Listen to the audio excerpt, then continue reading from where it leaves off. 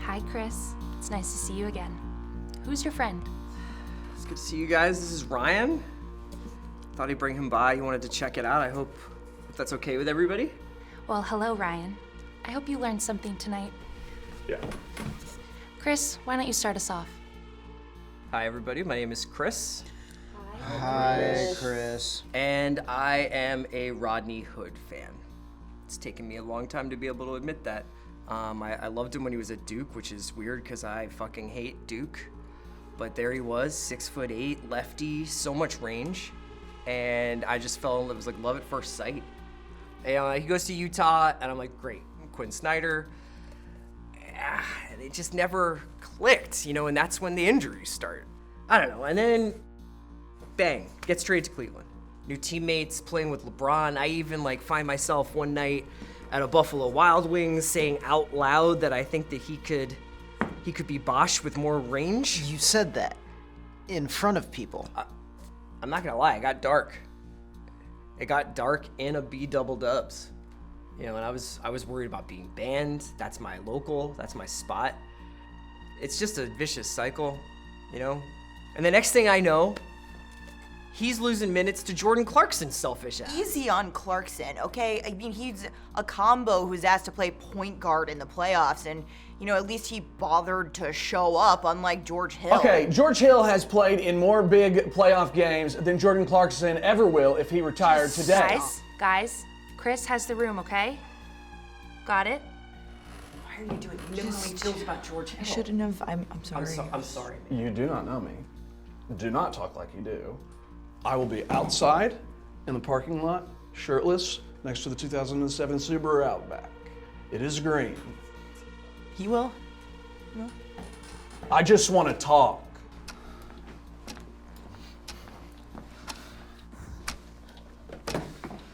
What's up, fuckers?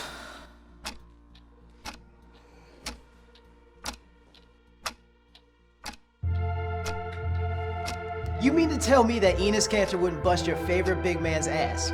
Have you seen his efficiency in the paint? And he's a national hero. The guy's like Turkish McHale.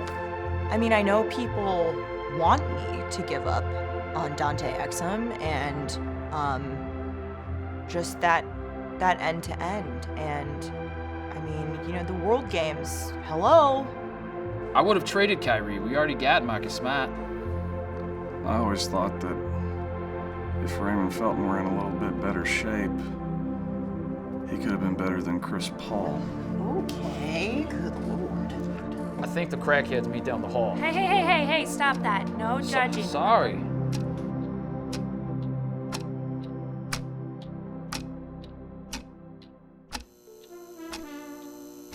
So, Ryan, what do you think of our little group? Well, I gotta admit, sitting here tonight, I think I realize I have a little bit more in common with y'all than I thought, and I didn't even want to come here tonight. I know, buddy. I know. Do you want to share? I mean, you don't have to, but it might help you feel a little bit more part of the group tonight instead of just an observer. Just a thought? Yeah, I think it's a good idea. Well, I'm Ryan. Hi, Ryan. And I'm a Jeff Green fan. I fucking know it. It's probably that draft. It's Oden, it's Durant, Horford, who I loved, Conley, and then Green. And I knew those other guys were going to be great. It was a sick class. But for whatever reason, I just started doing this thing where you want to be different. And I started asking my friends, any of you think Jeff Green could sneaky be the best player in this whole class? And they all said no. But I just couldn't stop saying it. And I had watched him at Georgetown. He's 6'9", the touch, the handle. I'm like, this guy's going to be awesome. I'm like, yeah, I get he doesn't rebound a ton. And then he goes to OKC, and I'm sitting there watching those games, and I started blaming Durant for Green. I'm like, well, no kidding, Green can't get better. Durant's in his way. So then he gets traded to Boston. I think, well, Presti drafted him, Ainge just traded for him. That's pretty good company to be in. And then Boston gave him a contract that didn't even make any sense. I'm like, they see what I see. Perfect. Then it didn't work there. And then he went to Memphis and it didn't work again. And then Orlando. And then the Clippers. Cleveland. Washington. I'm not even sure he's played in the right system Hey, right now. come on with all that system shit, man. He's played on 7 different Okay, but teams. you don't just back into 19-8 in Game 7 of the Eastern Conference Finals. And if they had used him as a stretch 4 back when stretch 4s weren't even used like they are today, it'd be a completely different career for him, and guarding smaller threes. Ryan, focus. It's not your fault. I used to, you guys are gonna laugh. I used to go on message boards. I'd search into Reddit. Jeff Green is awesome. Jeff Green, most underrated player. There's all these people that agreed with me.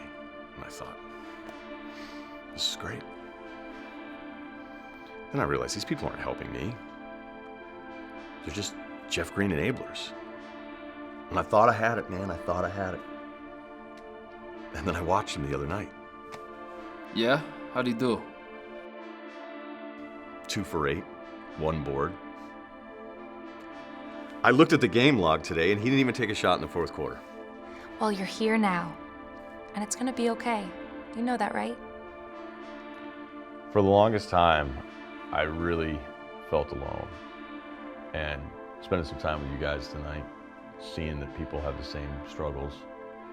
I think I know this. There's a few people in this room that would agree. Otto Porter, huh? Another max contract for that guy. Chicago, all those shots away from Wall and Beal.